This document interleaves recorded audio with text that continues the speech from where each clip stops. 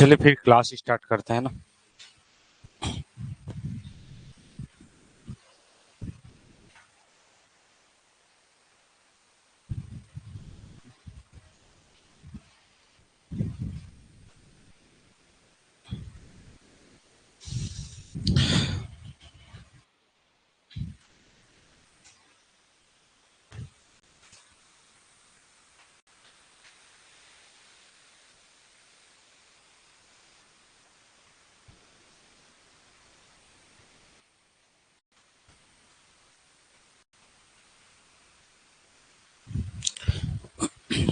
चलिए ठीक है।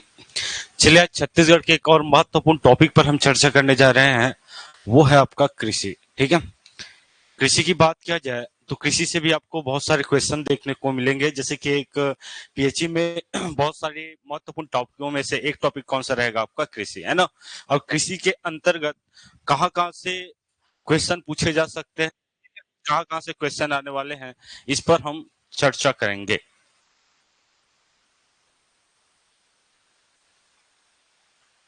चलिए तो प्रारंभ करते हैं। आज का जो टॉपिक है वो रहने वाला है कृषि, और कृषि के अंतर्गत महत्वपूर्ण क्वेश्चन कहाँ कहाँ से पूछे जाएंगे इसको देखने वाले हैं। सबसे पहले जहां से क्वेश्चन पूछा जाता है, ठीक है? सबसे पहले छत्तीसगढ़ में कृषि की बात किया जाए तो मूल रूप से भारतीय अर्थव्यवस्था के हमें तीन प्रकार देखने को मिलते हैं। ठीक है, भारतीय अर्थव्यवस्था के तीन प्रकार देखने को मिलते हैं। कौन कौन से? एक आपका प्राथमिक क्षेत्र, एक आपका द्वितीयक और एक आपका तृतीयक। क्लियर है? जिसमें प्राथमिक क्षेत्र के अंतर्गत शामिल किया गया है किसको? आपका तो प्राथमिक क्षेत्र के अंतर्गत आपको देखने को मिलेगा जी आपका कृषि वाला पार्ट। ठीक है, ये जो सबसे पहले तो आपको ये याद रख लेना है, जो आपका कृषि है, ठीक है, ये आपको देखने को मिलेगा भारतीय अर्थव्यवस्था का, जिनमें से एक आपका प्राथमिक क्षेत्र, प्राथमिक क्षेत्र के अंतर्गत आपको कृषि देखने को मिलेगा। ठीक है, जैसे कि मैं बात करूं तो प्राथमिक क्षेत्र के अंतर्गत किसको किसको शामिल किया गया है? तो प्राथमिक क्षेत्र के अंतर्गत आपका कृषि, वानिकी, पशुपालन, मत्स्य पालन, खनन, उत्खनन, इन क्षेत्रों को क्या किया गया? आपका शामिल किया गया है। ठीक है, तो पहला क्वेश्चन तो यही बनेगा कि भारतीय अर्थव्यवस्था के जो तीन प्रकार है उनमें से आपका कौन से प्रकार में आपका कृषि को शामिल किया गया है। ठीक है, तो प्राथमिक क्षेत्र में आपका शामिल किया गया है। क्लियर है? इसके अलावा कुछ प्रमुख तथ्य देखें तो जो आपका कृषि है, ठीक है, कृषि जो है वो आपका राज्य सूची का विषय है। कौन से सूची का विषय है? राज्य सूची का विषय है। क्लियर है? ना कि केंद्र सूची का विषय है। पहली बात, हमें लगता है कि कृषि आपका केंद्र सूची का विषय हो सकता है, लेकिन ऐसा बिल्कुल नहीं है। जो आपका कृषि है वो आपका राज्य सूची का विषय है। अर्थात कह सकते हैं कि राज्य शासन इस पर कानून बना सकती है। किसमें? आपका तो आपका कृषि में। ठीक है, तो कृषि आपका राज्य सूची का विषय है। दूसरी बात, अगर मैं बात करूं छत्तीसगढ़ में टोटल अगर बात किया जाए तो कृषक परिवारों की जो संख्या है वो कितनी है? आपका 40 लाख। कितनी है? आपका 40 लाख। ठीक है, देखिए एकदम बेसिक कॉन्सेप्ट के साथ लेकर चलेंगे और क्वेश्चन एकदम बेसिक आपको पूछा जाएगा। पहला क्वेश्चन तो ये बनेगा कि कृषि किसके अंतर्गत है? प्राथमिक क्षेत्र। उसके बाद जो कृषक परिवार की संख्या है वो है आपका 40 लाख। और इसके अलावा मैं बात करूं तो जो जितना जनसंख्या उसका लगभग 80%, ठीक है, 80% आपका कृषि या उससे संबंधित जो कार्य है उसमें क्या है आपका? तो कृषि या संबंधित कार्य में आपका इसका योगदान है। इतना आपको याद रख लेना। कितना परसेंट जनसंख्या? तो आपका 80% जनसंख्या कृषि या फिर इससे संबंधित जितने भी फील्ड है उसमें से क्या है? आपका संबंधित है या जीवन यापन करते हैं। क्लियर है? और साथ ही साथ लगभग 82% परिवार लघु एवं सीमित श्रेणी के अंतर्गत आते हैं। ठीक है, 82%, 82% परिवार आपका लघु एवं सीमांत श्रेणी के अंतर्गत हमें देखने को मिलता है। ठीक है, टोटल कृषक परिवार कितना है? 40। ठीक है, 80% जो जनसंख्या है वो कृषि या इससे संबंधित क्षेत्र में क्या है? आपका लिप्त है या उससे जुड़े हुए हैं। क्लियर है? इसके अलावा 82% परिवार लघु एवं सीमांत श्रेणी के हैं। ठीक है, 82% परिवार लघु एवं सीमांत श्रेणी के हैं, ये आपको याद रख लेना है। ठीक है, इसके अलावा मैं बात करूं तो जो छत्तीसगढ़ की जो कृषि है, जैसे कि कल देखे थे क्या आपका जलवायु है ना, और जो छत्तीसगढ़ में अगर बात किया जाए तो छत्तीसगढ़ को बहुत सारे जलवायु के अंतर्गत देखा जाए तो मूल रूप से वर्षा कौन से आपका हवाओं से होती है? कौन सा? दक्षिण पश्चिम मानसून।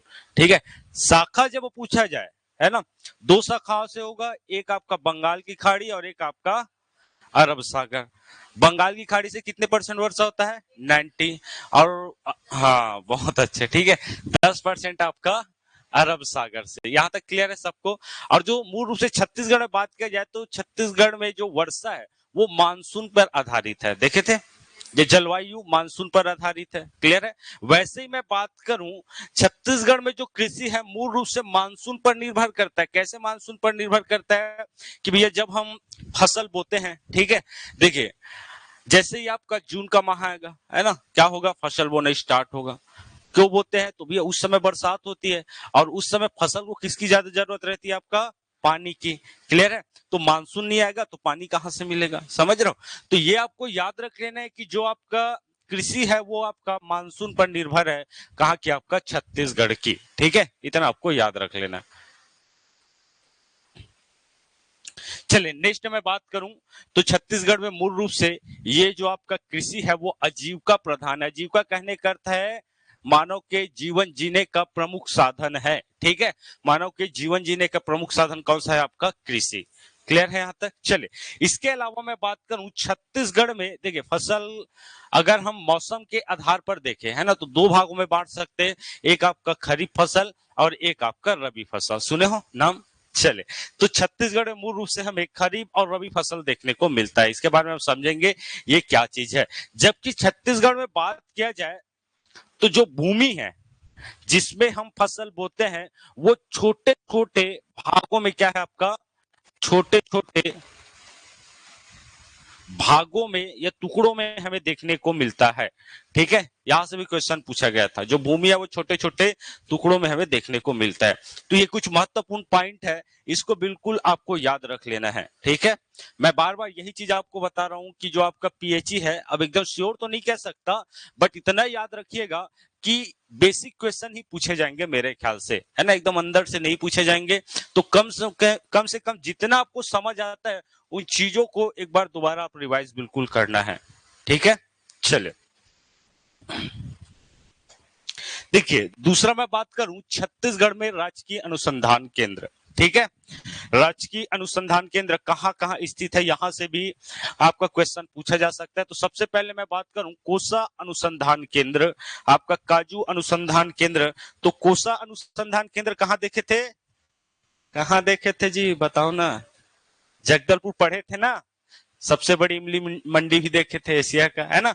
तो देखिए आपका कोसा जो अनुसंधान केंद्र है, यहीं से क्वेश्चन पूछा जाएगा आपका जगदलपुर या फिर कह सकते हैं बस्तर में। ठीक है, काजू अनुसंधान केंद्र ये भी आपको देखने को मिलेगा कहां? आपका बस्तर में। ठीक है, इसके अलावा कृषि अनुसंधान केंद्र, ठीक है, तो कृषि अनुसंधान केंद्र आपको देखने को मिलेगा रायपुर में। कहां? आपका रायपुर में कृषि अनुसंधान केंद्र। जबकि चावल, ये एग्जामों में 2-3 बार पूछा जा चुका है कि चावल अनुसंधान केंद्र कहां है, तो ये भी आपको रायपुर में देखने को मिलेगा। कहां? तो आपका लभांडी में। ठीक है, लभांडी में आपका चावल अनुसंधान केंद्र क्या है? आपका स्थित है। ठीक है, चावल अनुसंधान केंद्र आपका लभांडी। जबकि जो चाय का संवर्धन किया जाता है, ठीक है, चाय मूल रूप से हमें कहां देखने को मिलेगी? ठंड प्रदेशों में मिलेगी ना। ठीक है, हाँ, तो मूल रूप से चाय की या भी हम कह सकते हैं बागानी कृषि हमें देखने को मिलेगा कहां? आपका या तो मैन पार्ट या फिर जसपुर वाले क्षेत्र में। ठीक है, तो चाय का संवर्धन आपको याद रख लेना है कहां किया जाता है? आपका जसपुर वाले क्षेत्र में। ठीक है, जसपुर वाले क्षेत्र में। जबकि टोमेटो रिसर्च जो केंद्र है, ठीक है, टोमेटो रिसर्च केंद्र ये कहां देखने को मिलेगा? तो ये देखने को मिलेगा मैन पार्ट में। कहां? आपका मैन पार्ट में। ठीक है, टमाटर की राजधानी किसको कहा जाता है? कोई बता सकते हो? लुड़ेग, है ना। लेकिन आपको ये याद रख लेना है, जबकि टमाटर की जो राजधानी वो है आपका लुड़ेग, लेकिन टोमेटो आपका रिसर्च सेंटर होगा आपका कहां? तो मैन पार्ट में। ठीक है, कहा? आपका मैन पार्ट में। तो इन बातों को बिल्कुल ध्यान में रखते हुए एक बार बिल्कुल देखना है। यहां से बिल्कुल एक आध क्वेश्चन आपको देखने को मिलेगा बेसिक रूप से। चलिए नेक्स्ट बढ़ते हैं।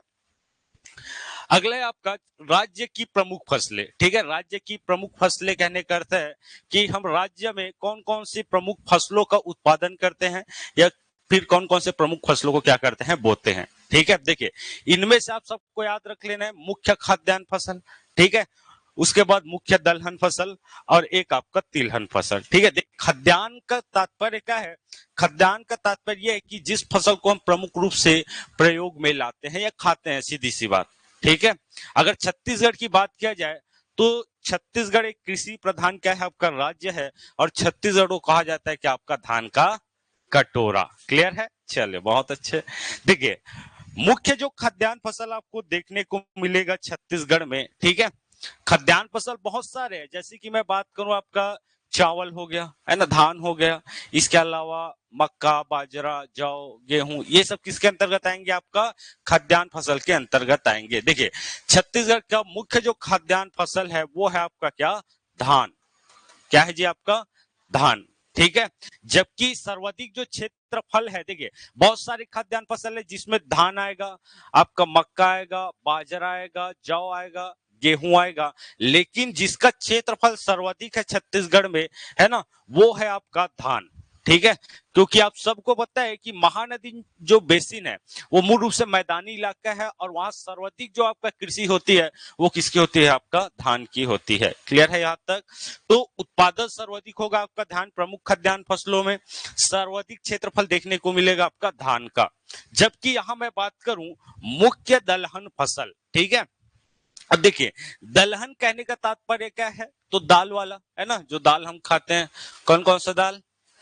अरहर और वाह, अरहर और राहर तो सेम हो गया जी। नहीं खाते मतलब दाल? अरे अरहर, देखिए अरहर को छत्तीसगढ़ी में क्या बोलते हैं? रहर बोलते हैं, है ना। तो अरहर एक हो गया, इसके अलावा मूंग दाल हो गया, चना हो गया, मटर हो गया, ये सब किसके अंतर्गत आते हैं? दलहन फसल के अंतर्गत आते हैं। यही एग्जाम में पूछा जाएगा। ठीक है, तो प्रमुख देख इसमें क्या मुख्य बोल रहा है? दलहन फसल तो बहुत सारे, लेकिन मुख्य बोल रहा है तो छत्तीसगढ़ का मुख्य जो दलहन फसल है जिसका उत्पादन सर्वाधिक होता है वो कौन सा रहेगा? आपका चना। ठीक है, और सर्वाधिक क्षेत्रफल में ये बोया जाता है। ठीक है, किस कौन सा? आपका चना। इतना आपको याद रख लेना है। ठीक है, तो मुख्य खाद्यान्न फसल के अंतर्गत धान आ जाएगा, जबकि सर्वाधिक क्षेत्रफल भी किसका है? आपका धान का है ना। जबकि मैं बात करूं मुख्य दलहन फसल तो इसमें आएगा चना, और सर्वाधिक क्षेत्रफल भी किसका देखने को मिलेगा? हमें चने का देखने का मिलेगा। ठीक है, देखिए मुख्य तिलहन फसल ऐसी फसल जिससे हमें क्या प्राप्त होता है? आपका तेल प्राप्त होता है। अब बताइए किससे किससे तेल प्राप्त होता है? सरसों और नारियल। हमारे तरफ तो नहीं होता नारियल। सूरजमुखी और अच्छा वैसी होता है मैम, है ना। बत किसको?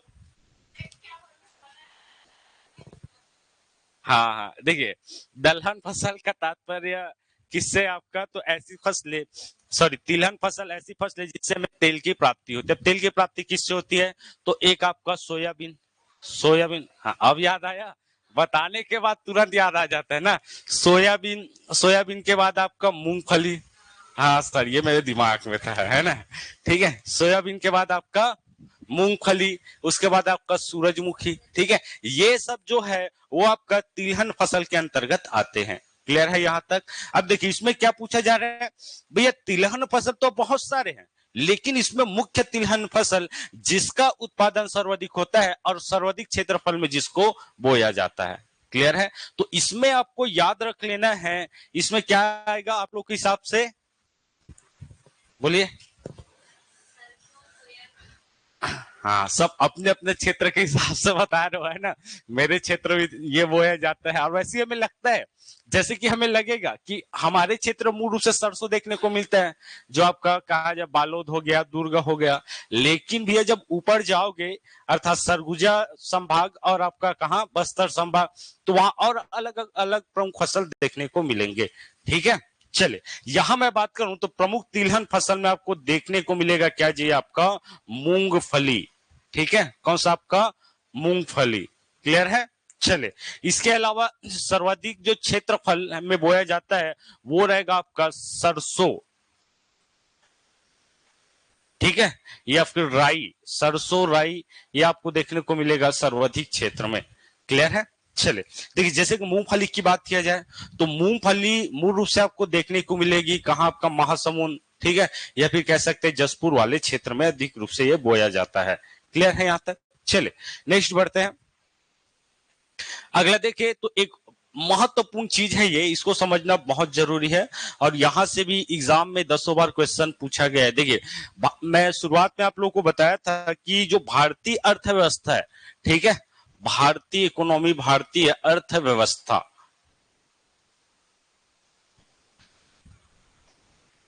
इनको 3 भागों में डिवाइड किया गया है, ठीक है, 3 भागों में बांटा गया। एक आपका प्राथमिक क्षेत्र, द्वितीय क्षेत्र और आपका तृतीय क्षेत्र, ठीक है।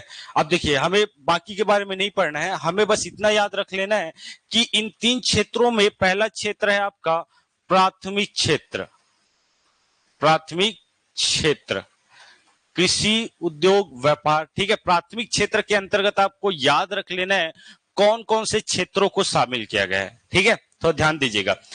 प्राथमिक क्षेत्र, देखिए भारतीय अर्थव्यवस्था को 3 भाग में बांटा गया, प्राथमिक, द्वितीयक और आपका तृतीय क्षेत्र, ठीक है।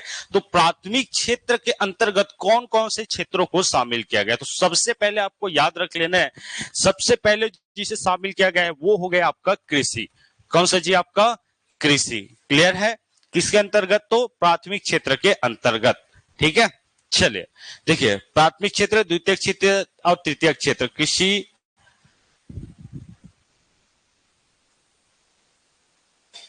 चलिए ठीक है। देखिए पहला जो क्षेत्र शामिल किया गया वो हो गया जाएगा कृषि, दूसरा रहेगा आपका पशुपालन, दूसरा कौन सा रहेगा आपका? पशुपालन, कृषि, पशुपालन, फिर आपको याद रखना है मत्स्य पालन, ठीक है, मत्स्य पालन या मत्स्य पालन आपको याद रख लेना है, ठीक है। इसके अलावा आपका वानिकी, ठीक है, वानिकी, वानिकी के बाद आपका खनन उत्खनन, ठीक है, खनन उत्खनन, ठीक है। अब इसका डिटेल करने की तो जरूरत नहीं, मत्स्य पालन क्या होता है ना, मछली पालन सब समझते हो, ठीक है। वानिकी, वानिकी से जो भी हमें प्राप्त होता है वो सब इसके अंतर्गत आ जाएगा। खनन उत्खनन अर्थात आपका खनिजों का खनन, ये सब इसके अंतर्गत आ जाएगा। तो खास बात यह है कि प्राथमिक क्षेत्र के अंतर्गत शामिल किया गया है कृषि, पशुपालन, मत्स्य पालन, वानिकी और खनन उत्खनन में, ठीक है। जबकि एक चीज आपको याद रख लेना है, कृषि क्षेत्र के अंतर्गत, ठीक है, कृषि, देखिए कृषि क्षेत्र के अंतर्गत खनन उत्खनन को शामिल नहीं किया गया है, ठीक है, जबकि प्राथमिक क्षेत्र के अंतर्गत ये सभी शामिल है। और जो आपका कृषि क्षेत्र में आपका किसको शामिल नहीं किया गया है? आपका खनन उत्खनन। देखिए प्राथमिक क्षेत्र, द्वितीय क्षेत्र, तृतीय क्षेत्र, कृषि, उद्योग, व्यापार, ठीक है। प्राथमिक क्षेत्र के अंतर्गत क्या आएगा? आपका कृषि, द्वितीय क्षेत्र के अंतर्गत उद्योग और तृतीय के अंतर्गत व्यापार, ठीक है। तो प्राथमिक क्षेत्र के अंतर्गत जिसमें कृषि आएगा उसमें खनन उत्खनन को शामिल नहीं किया है, किया है। चलिए ओके, नेक्स्ट आगे बढ़ते हैं। अगला है जो एग्जाम के दृष्टिकोण से बहुत महत्वपूर्ण है और ये बिल्कुल 1 नंबर में बिल्कुल पूछा जाएगा, ठीक है। ऐसे टाइप के क्वेश्चन आपको एग्जाम में बहुत सारे देखने को मिलेंगे। सबसे पहले मैं बात करूं तो धान खरीदी व्यवस्था को कंप्यूटरीकृत कब किया गया, ठीक है। तो आपको कंप्यूटरीकृत कहने का तात्पर्य यह है कि जो भी आपका लेन देन है उसको किसके माध्यम से करवाया जाने लगा? आपका कंप्यूटर के माध्यम से, ठीक है। पहले एक लेखा जोखा होता था, बाद में इसको कर दिया गया कि आपका कंप्यूटरीकृत। और हम ऐसे करते हैं कि इन्हीं क्वेश्चनों को छोड़ देते हैं, ठीक है, कहां से पूछा जाएगा, लेकिन परीक्षा, ठीक है, जिसे बोला जाता है पर का इच्छा। चले तो धान खरीदी व्यवस्था कंप्यूटरीकृत किया गया आपका 2007-8 में। कब किया गया? आपका 2007-8 में, 7-8 धान खरीदी व्यवस्था को कंप्यूटरीकृत किया गया। जबकि किसके तहत किया गया? तो सार्वजनिक वितरण प्रणाली के द्वारा इसको आपका कंप्यूटरीकृत किया गया 2007-8 में, ठीक है।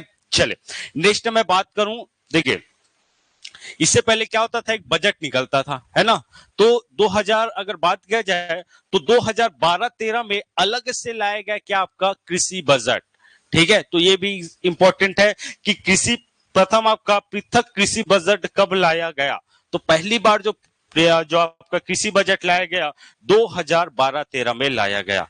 ठीक है, तो इसको भी एक बार देख लेना। ठीक है, कृषि बजट 2012-13, जबकि कंप्यूटरीकृत किया गया कब आपका 2007-8 को। चले नेक्स्ट हम बढ़ते हैं।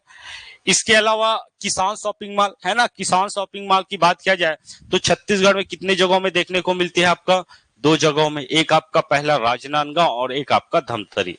ठीक है, धमतरी और राजनांदगांव में आपका क्या है? किसान शॉपिंग मॉल है। क्लियर है? चले देखिए, बात किया जाए तो प्रथम जो किसान शॉपिंग मॉल है वो 2010 में स्थापित किया गया। कहां? आपका राजनांदगांव में। ठीक है, राजनांदगांव में, इतना आपको याद रख लेना है। ठीक है, दूसरा आपको याद रख लेना है, दूसरा आपको देखने को मिलेगा कहां? आपका धमतरी में। अब ये क्या है जो आपका किसान शॉपिंग मॉल है? तो किसान अपने जरूरत की चीजों को, है ना, जरूरत की चीजों के अंतर्गत बहुत सारी चीजें है ना, जैसे कि आपका कहा जाए तो जो जैसे कि उर्वरक हो गया। ठीक है, अन्य आपका कृषि यांत्रिकी अगर कहा जाए तो जैसे कि यांत्रिकी का तात्पर्य क्या होता है? जैसे कि पहले हम यूज करते थे किसका? आपका पहले खेती के लिए यूज करते थे आपका हल का। ठीक है, लेकिन उसके जगह जब यांत्रिकीकरण हुआ तो उसके जगह आ गया आपका ट्रैक्टर, हार्वेस्टर, है ना। तो ऐसे पार्ट हम यहाँ से क्या कर सकते हैं? खरीद सकते हैं। क्लियर है यहाँ से? तो ये आपका किसान शॉपिंग मॉल आपको याद रख लेना है, राजनांदगांव 2010, उसके बाद आपका धमतरी में। ठीक है, चले नेक्स्ट हम बढ़ते, जैसे कि यहाँ आ गया आपका कि आपका छत्तीसगढ़ की कृषि में यांत्रिकीकरण कब किया गया, है ना। यांत्रिकीकरण का तात्पर्य यह है कि पहले जो आपका लोग थे, ठीक है, खेती के लिए किसका प्रयोग करते थे? तो एकदम सिंपल रूप से आपका हल का प्रयोग करते थे, उसके लिए आपका बैल का भी जरूरत पड़ती थी, है ना। तो इसके जगह इसको हटाकर इसमें यांत्रिकीकरण कर दिया। कहने का तात्पर्य क्या है? तो इसके जगह हमें देखने को मिला क्या? Thresher, harvester, tractor. ठीक है, और जैसे ही इसका प्रयोग हुआ कृषि हमारे लिए क्या हो गई? सुविधापूर्ण हो गई। ठीक है, जिस काम को करने में आपका 6-7 घंटा लगता था हल के माध्यम से, वो हमारा आधा घंटा में होने लगा। और इसका रिजल्ट भी देखा गया कि प्रति हेक्टेयर उत्पादन में वृद्धि होने लगा, उत्पादन लागत में कमी, समय की बचत, कृषकों की आय में वृद्धि, है ना। ऐसे बहुत सारी सुविधा हमें देखने को मिलती है। ठीक है, जबकि ये भी इंपॉर्टेंट है कि शून्य ब्याज पर कृषि ऋण कब प्रारंभ किया गया?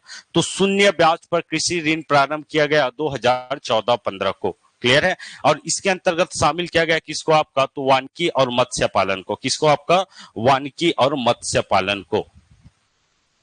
वानिकी और मत्स्य पालन, इसको क्या किया गया? आपका शामिल किया गया। तो एग्जाम में यही पूछा जाएगा कि आपका कृषि का यांत्रिकरण कब हुआ था, अलग से कृषि बजट कब प्रस्तुत किया गया था, है ना। तो इन चीजों को बिल्कुल एक बार आप सबको देखना है। चले नेक्स्ट नंबर है तो छत्तीसगढ़ की कृषि जलवायु प्रदेश। ठीक है, देखिए कृषि जलवायु प्रदेश का तात्पर्य क्या है कि कौन से क्षेत्र में मूल रूप से कौन से फसल का या मौसम के हिसाब से फसल लिया जाता है। ठीक है, तो जो आपका छत्तीसगढ़ कृषि जलवायु प्रदेश है, जलवायु के हिसाब से वहां की फसलें कैसी रहेगी, है ना, ये सब आपका कृषि जलवायु प्रदेश के अंतर्गत आएगा। यहां मैं बात करूं छत्तीसगढ़ के कृषि जलवायु प्रदेश, तो उसको आपका 3 भागों में बांटा गया है। कितने भागों में? 3 भागों में। अगर मान लो एग्जाम में क्वेश्चन पूछा जाए तो पहला क्वेश्चन तो यही बनेगा आपके एग्जाम में कि छत्तीसगढ़ के कृषि जलवायु प्रदेश को कितने भागों में बांटा गया है। तो कितने भाग? 3 भाग। ठीक है, देखिए कुछ नहीं करना है आपको, ये हो गया आपका उत्तरी कृषि जलवायु प्रदेश। ठीक है, उत्तरी कृषि जलवायु प्रदेश। बीच का क्या होगा? आपका मध्य। ठीक है, मध्य कृषि जलवायु प्रदेश, और ये क्या हो जाएगा? आपका दक्षिण। क्लियर है? चले यहां मैं बात करूं तो जो आपका उत्तरी कृषि जलवायु प्रदेश है वो पूरा इसका जो विस्तार हमें देखने को मिलेगा वो मिलेगा आपका सरगुजा डिवीजन, सरगुजा संभाग में। ठीक है, सरगुजा संभाग में। क्लियर है यहां तक? चले जो कि आपका लगभग 20.86% में क्या है? इसका फैलाव है, विस्तार है। तो उत्तरी कृषि जलवायु प्रदेश आपका सरगुजा। इसके बाद मध्य की मैं बात करूं तो इसमें कौन कौन से प्रमुख संभाग शामिल है? तो जो आपका महानदी बेसिन में है, जैसे कि आपका दुर्ग डिवीजन प्लस आपका रायपुर डिवीजन प्लस आपका बिलासपुर डिवीजन, लेकिन इसमें आपका भानु प्रतापपुर, ठीक है, भानु प्रतापपुर प्लस आपका चारमा वाला क्षेत्र भी शामिल है। किसमें आपका? तो मध्य कृषि जलवायु प्रदेश में। समझ आ रहा है थोड़ा बहुत? ठीक है, चलो। जबकि मैं बात करूं तो ये पूरा आपका 50% क्षेत्र में क्या है, इसका विस्तार है। कितना आपका? 50% क्षेत्र में। अब देखिए ये कौन सा हो गया? ये हो गया आपका बस्तर डिवीजन। अब इसमें आपका भानु प्रतापपुर और चारमा को क्या कर देना है? छोड़ देना है, क्योंकि भैया ये तो इसमें शामिल हो गया ना मध्य में। तो इसके अलावा जितने भी आपका जिले आएंगे वो सब इसके अंतर्गत शामिल होंगे। क्लियर है? चले, तो इसमें आपका पूरा बस्तर संभाग प्लस आपका इन दोनों को छोड़कर जितने भी, जैसे कि और तहसील पढ़े थे आपका कहां कांकेर में, भानु प्रतापपुर और चारमा के अलावा कौन कौन सा, पखांजूर देखे थे, अंतागढ़ देखे थे, ये सब इसमें क्या हो जाएगा? आपका शामिल हो जाएगा। क्लियर है? देखिए इसका मुख्यालय अगर पूछा जाए तो आपका उत्तरी कृषि जलवायु प्रदेश का मुख्यालय क्या रहेगा? अंबिकापुर रहेगा, इसका रायपुर रहेगा, और लास्ट का क्या रहेगा? आपका जगदलपुर, है ना। चले, ओके, नेक्स्ट हम आगे बढ़ते हैं। क्या क्या बच गया? अब देखिए फसलों का वर्गीकरण, ठीक है, ये हमारे लिए इंपॉर्टेंट होने वाला है और हम बहुत अच्छे तरीके से समझेंगे कि फसल को मूल रूप से कितने भागों में बांटा गया है। तो फसलों को आपको याद रख लेना है आपका, हाँ, कितने भागों में? 2 भागों में। कौन कौन सा है? अरे बोलो ना जोर से। अच्छा, एक और बढ़ा दिए। चले, नहीं कोई बात नहीं। देखिए जहां डाउट रहता ना वो आप बिल्कुल पूछा करो, है ना।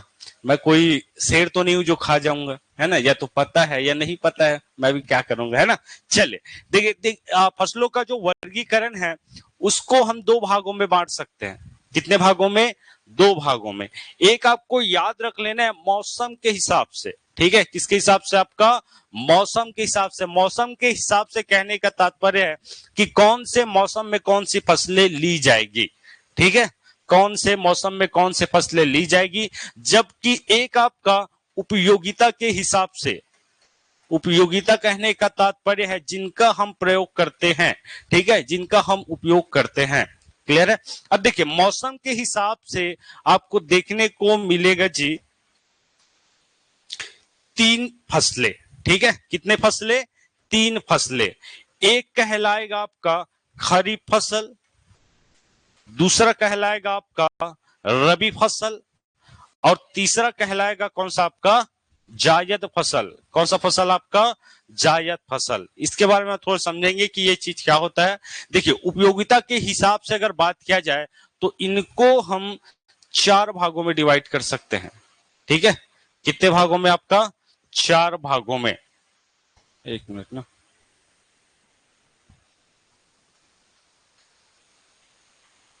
चले आगे बढ़ते हैं। इनको हम 4 भागों में डिवाइड कर सकते हैं। पहला कहलाएगा क्या? आपका खाद्यान्न फसल। कौन सा फसल? आपका खाद्यान्न फसल। दूसरा आपका कहलाएगा दलहन। दूसरा कौन सा कहलाएगा? आपका दलहन। तीसरा तिलहन, ठीक है, तिलहन। और चौथा कहलाएगा आपका वाणिज्यिक फसल। वाणिज्यिक फसल। अब ये क्या होता है इसके बारे में हल्का थोड़ा थोड़ा समझते हैं। देखिए सबसे पहले आपका खरीफ फसल क्या होता है, रबी फसल क्या होता है, जायद क्या होता है, खाद्यान्न तो सब समझ गए। दलहन के अंतर्गत कौन कौन सा आता है? तिलहन और आपका वाणिज्यिक, ठीक है। तो जल्दी से बता दीजिएगा जिसको पता है खरीफ फसल होता क्या है? बरसात वाला। और कुछ? और रबी फसल बिना बरसात वाला। अच्छा, चलिए देखिए समझते थोड़ा सा। सबसे पहले देखते हैं आपका खरीफ फसल। खरीफ फसल क्या होता है, ठीक है। चले, खरीफ फसल ऐसा फसल होता है जिसको आपका जैसे कि बरसात प्रारंभ होता है, ठीक है, जैसे ही आपका बरसात प्रारंभ होता है इसको क्या किया जाता है? इस फसल को बोया जाता है, लगाया जाता है। अब एक चीज याद रख लेना है, बरसात या वर्षा के मौसम में खरीफ फसल लगाया जाता है, जबकि शीत ऋतु आने से पहले इसको क्या कर दिया जाता है? काट लिया जाता है। क्लियर है? बरसात में लगाया जाता है और शीत ऋतु के पहले, ठीक है, शीत ऋतु के पहले क्या किया जाता है? आपका काट लिया जाता है। ठीक है अशोक सर, है ना। चलिए मतलब हम कह सकते हैं 15 जून, ठीक है। मैंने कल बताया था कि छत्तीसगढ़ में मानसून का प्रवेश कब से कब होता है, 10 से 15 जून के मध्य। क्लियर है। और जैसे ही मानसून प्रवेश करता है हम फसल बोना क्या कर देते हैं, पहली बारिश जैसे होता है हम फसल बोना स्टार्ट कर देते हैं, है ना। तो 15 जून से लेकर आपको याद रख लेना है 15 अक्टूबर, ठीक है। 15 अक्टूबर अर्थात बरसात में प्रारंभ करते हैं और शीत ऋतु के पहले क्या कर लेते हैं, हम काट लेते हैं। क्लियर है। अब देखिए, अधिकतर जितने भी लोग हैं सब कृषक परिवार से हो, है ना। नहीं हो तो कोई भी दिक्कत नहीं, बचपन से खेती देख रहे हैं, ठीक है। तो जो आपका अगर बात किया जाए, जब भी आप कहाँ जाओगे, खेतों में जाओगे, है ना, तो एक अलग सुकून है, वो अलग बात है ना। बट अगर कहा जाए तो सबको पता है कि बरसात से लेकर जो आपका शीत ऋतु है उसमें कौन कौन सी मूल रूप से फसल लगाई जा सकती है, ठीक है। हमारे तरफ क्या होता है, धान होता है, तो हमको पता है भैया धान तो लगता ही है। जिसके तरफ आपका सूरजमुखी है उसको भी पता है कि हमारे तरफ बरसात में आपका सूर्यमुखी लगाया जाता है, ठीक है। तो इसको आपको थोड़ा समझना है। देखिए, सबसे पहले खरीफ फसल बरसात से आपका शीत ऋतु तक, शीत ऋतु से पहले काट लिया जाता है। देखिए, खास बात क्या है कि ये जो फसल है उसमें मूल रूप से पानी की बहुत ज्यादा जरूरत होती है, ठीक है। धान में होती है ना, बिना पानी के कल्पना नहीं कर सकते, ऐसा है ना। तो ये आपको याद रख लेना है, सर्वाधिक रूप से आपका पानी की जरूरत होती है, ठीक है। या फिर कह सकते हैं बरसात पर ये क्या रहता है, आपका डिपेंड रहता है। मैं द्वि फसल की बात नहीं कर रहा हूं, जो बाद में लिया जाता है, ठीक है। ये क्या है आपका, ये एक फसल है जो एक बार लिया जाता है, ठीक है।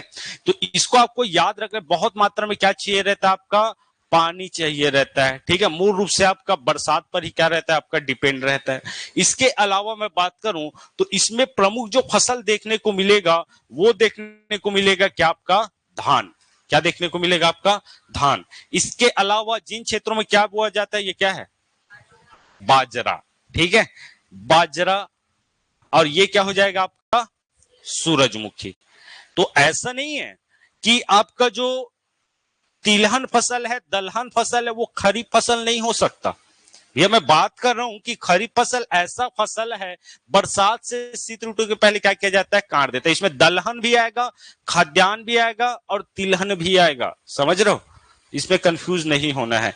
तो ये हो गया कौन सा आपका, तो ये हो गया आपका खरीफ फसल। और सर्वाधिक आपका 46 लाख हेक्टेयर में आपका इस फसल को क्या किया जाता है, लिया जाता है। और परसेंट में आपका 75%। क्लियर है।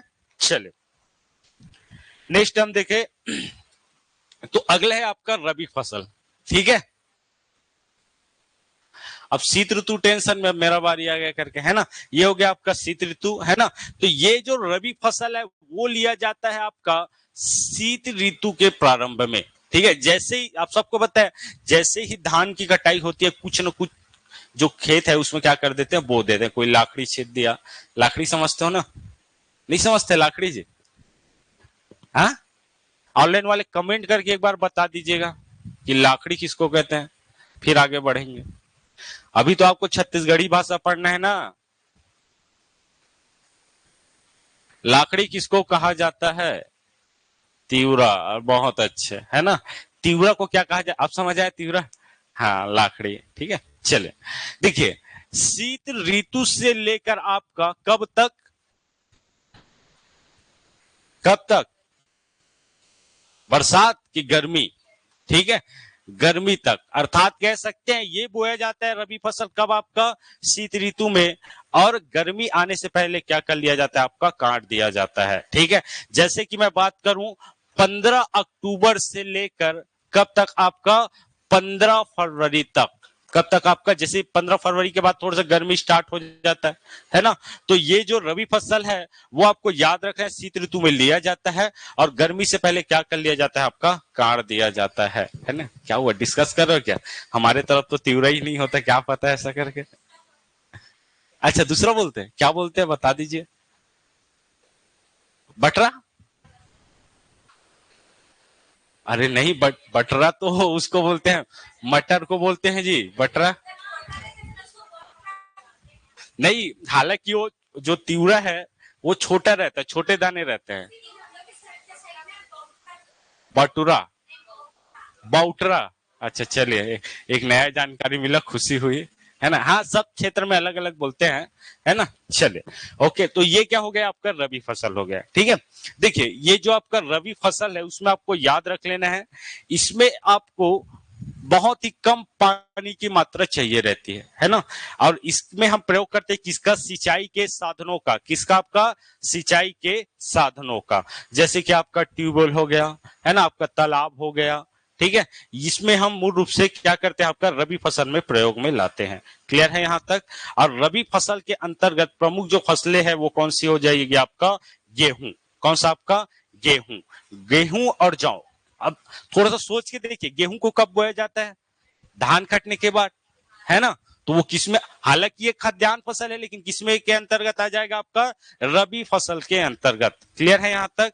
जौ भी वैसी है, जौ को भी आपका ठंड में बोया जाता है, ठीक है। तो इतना आपको याद रख लेना है। और लगभग 10 लाख आपका हेक्टेयर इस क्षेत्र में मूल रूप से रबी फसल बोया जाता है, इतना आपको याद रख लेना है, ठीक है। पुनः एक बार देखिए, खरीफ फसल मूल रूप से आपको याद रख लेना है कब, आपका बरसात से शीत ऋतु, शीत से गर्मी रबी फसल, ठीक है, शीत से गर्मी रबी फसल। जबकि खरीफ फसल में सर्वाधिक पानी चाहिए रहता है ना, और जबकि रबी फसल में आपका सिंचाई के साधनों का प्रयोग किया जाता है। क्लियर है। चलिए नेक्स्ट बढ़ते हैं। देखिए, उसके बाद आता है आपका जायद फसल, ठीक है। जायद फसल ऐसा फसल है, ठीक है, जो कि आपको याद रखना है, मूल रूप से आपको गर्मी में देखने को मिलेगा, ठीक है। या कह सकते हैं गर्मी से आपका बरसात के मौसम के बीच में हमें देखने को मिलेगा कौन सा फसल, आपका जायद फसल। तो पहला क्वेश्चन यही पूछा जाता है कि जायद फसल क्या होता है। तो गर्मी से आपका बरसात के मौसम में जिस फसल को लिया जाता है वो आपका कौन सा हो गया, जायद फसल। अर्थात आप कह सकते हैं कि आपका 15 फरवरी थे ना, 15 फरवरी से लेकर 15 जून तक, ठीक है, ये आपको देखने को मिलेगा जायद फसल, जिसके अंतर्गत शामिल है क्या, आपका खरबूजा, है ना, तरबूजा है कि खरबूजा है, तरबूजा, चले, कलिंदर हो गया, खरबूजा हो गया, और एक आपका ककड़ी, ये फसल आता है आपका जायद फसल के अंतर्गत, ठीक है। एग्जाम में क्वेश्चन पूछा जाएगा कि जायद फसल के अंतर्गत कौन कौन सी प्रमुख फसलें ली जाती है। क्लियर है।